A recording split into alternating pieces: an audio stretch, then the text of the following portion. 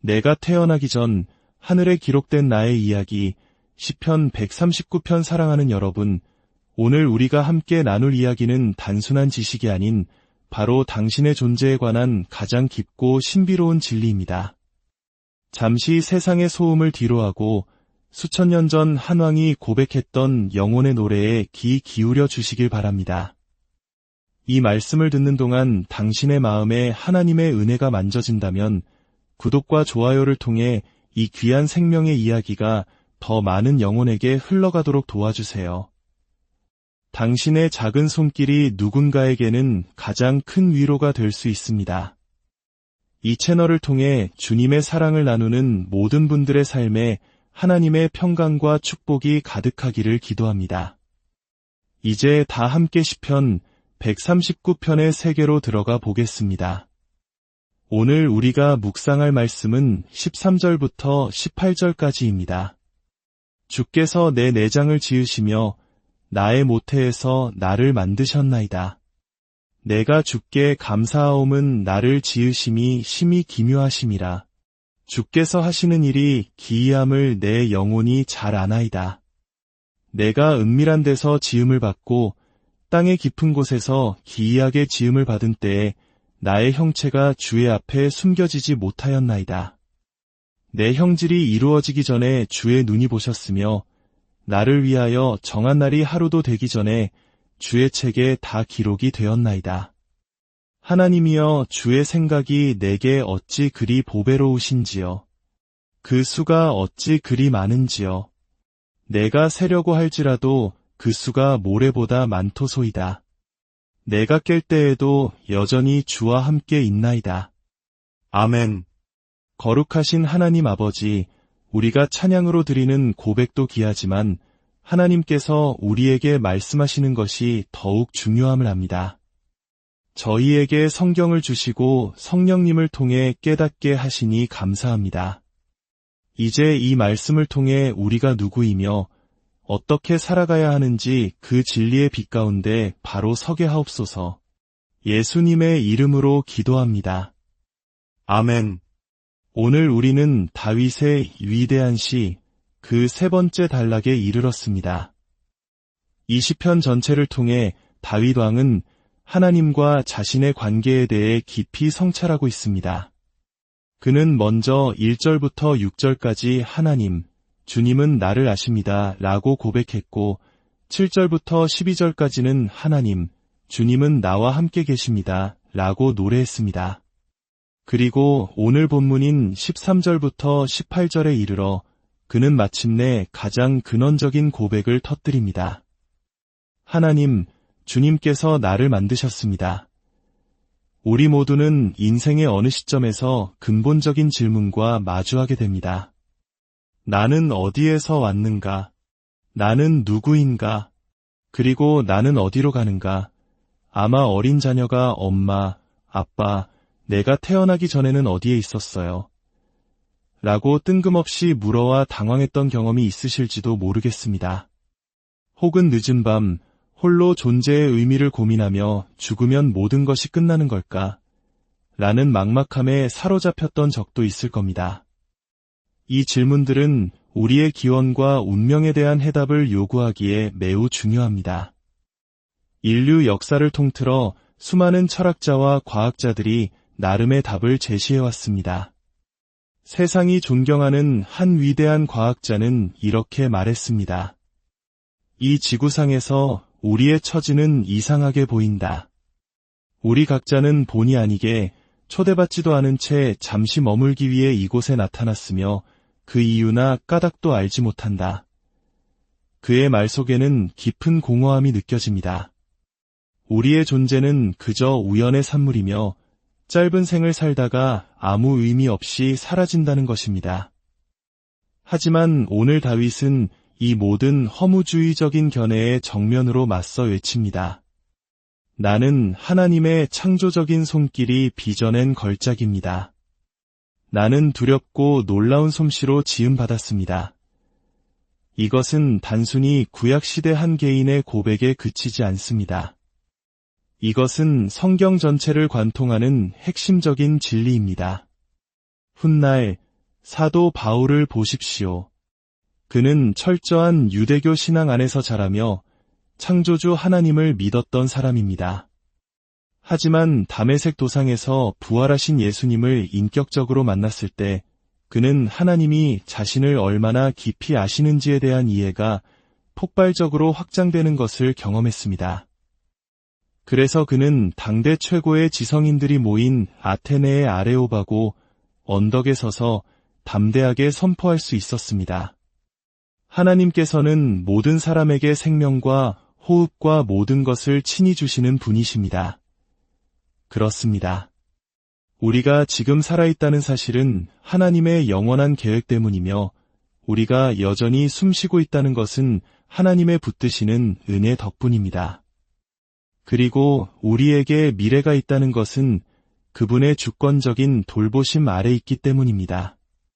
성경은 우주가 그분에 의해 창조되었고 그분의 섭리로 유지되며 결국 그분 앞에 모든 것을 설명해야 할 책임이 있음을 분명히 선언합니다.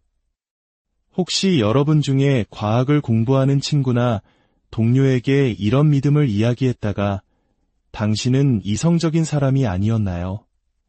어떻게 그런 비과학적인 이야기를 믿을 수 있죠? 라는 핀잔을 들어본 적이 있습니까?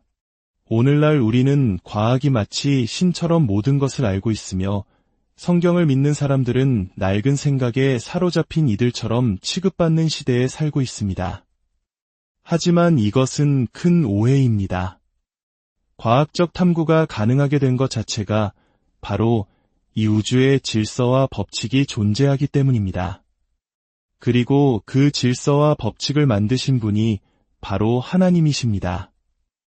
역사적으로 위대한 과학혁명을 이끈 수많은 선구자들이 독실한 기독교 신앙인이었다는 것은 결코 우연이 아닙니다. 그들은 자신이 하나님의 창조 세계에 담긴 비밀을 탐구하고 있음을 알았고 그 사실에 경외감을 느꼈습니다.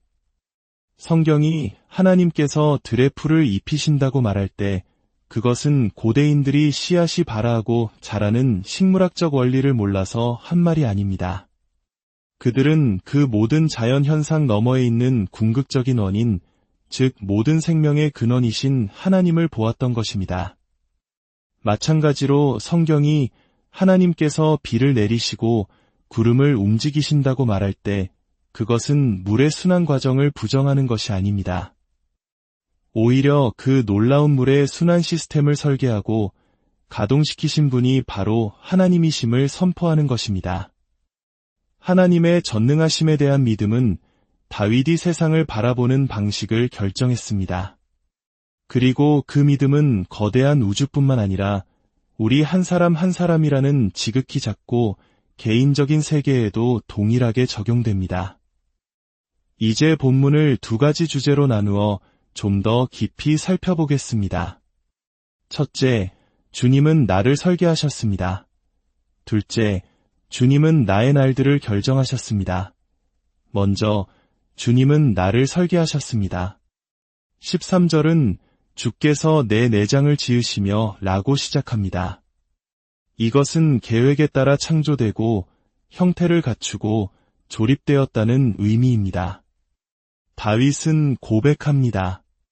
나는 우연히 이곳에 도착한 존재가 아니라 하나님의 섬세한 설계에 따라 이곳에 있습니다. 나는 하나님의 마음속에 있던 의도된 결과물입니다. 다윗의 고백이 얼마나 인격적인지 보십시오. 그는 주님은 모든 것을 아십니다 라고 말하지 않고 주님은 나를 아십니다 라고 말합니다. 그는 주님은 어디에나 계십니다 라고 말하는 대신 주님은 어디에서나 나와 함께 계십니다 라고 고백합니다. 그리고 그는 주님은 모든 것을 만드셨습니다가 아니라 주님은 바로 나를 만드셨습니다 라고 선언합니다. 그렇습니다. 하나님은 이미 그곳에 계신 하나님이십니다.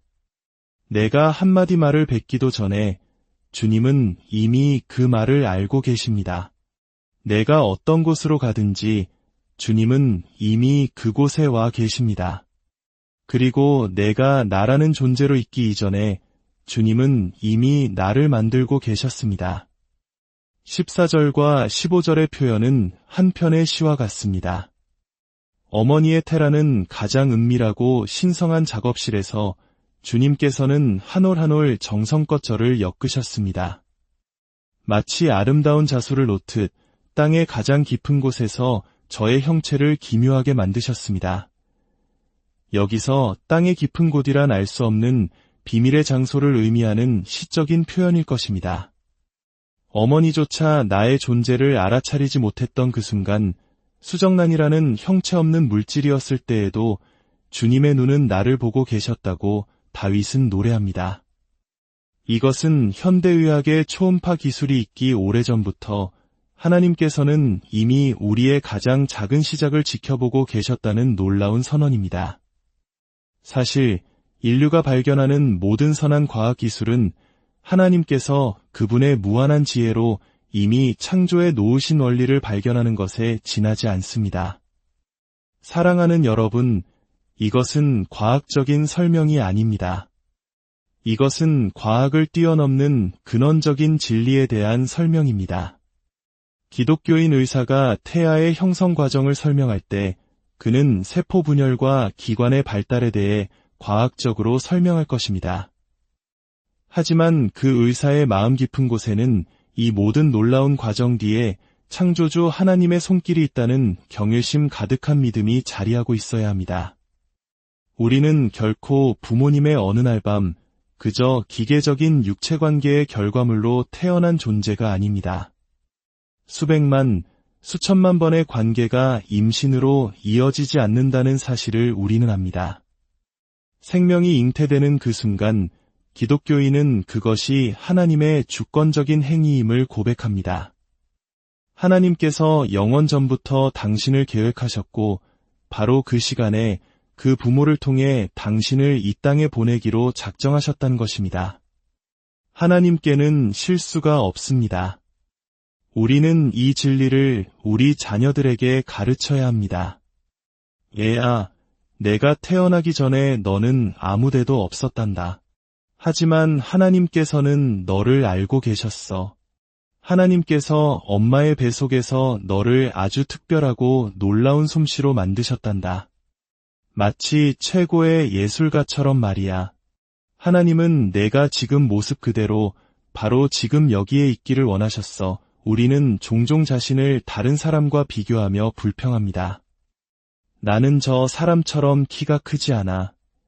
나는 저 사람만큼 똑똑하지 못해. 나는 왜 이런 부족한 점을 가지고 태어났을까? 그러나 오늘 말씀은 단호하게 선언합니다. 당신은 당신을 향한 하나님의 완벽한 디자인입니다. 이 사실을 믿든지 아니면 혼돈 속에서 의미 없이 살아가든지 둘 중 하나를 선택해야 합니다. 두 번째 주제는 주님은 나의 날들을 결정하셨습니다. 16절 하반절을 보십시오. 나를 위하여 정한 날이 하루도 되기 전에 주의 책에 다 기록이 되었나이다. 이 얼마나 놀라운 말씀입니까? 내가 이 땅에서 살아갈 모든 날들이 단 하루가 시작되기도 전에 이미 하나님의 책에 기록되어 있었다는 것입니다. 배아 상태의 첫 순간부터 이 땅에서의 마지막 숨을 거두는 날, 그리고 그 이후 영원까지 하나님께서 주권적으로 통치하고 계십니다. 이 진리를 깨달을 때 우리의 삶은 어떻게 달라질까요? 많은 이들이 불안과 염려 속에서 살아갑니다. 때로는 미래에 대한 두려움에 사로잡혀 한 발짝도 나아가지 못할 때도 있습니다. 그러나 주님께서는 말씀하십니다. 너희 중에 누가 염려함으로 그 키를 한 자라도 더할 수 있느냐? 우리의 모든 날이 그분의 책에 기록되어 있다면 우리의 염려가 과연 무엇을 바꿀 수 있겠습니까? 이 엄청난 진리 앞에 다윗은 어떻게 반응합니까? 그는 먼저 찬양으로 반응합니다. 내가 주께 감사하옴은 나를 지으심이 심히 기묘하심이라. 이것은 자신을 과시하는 교만한 자랑이 아닙니다.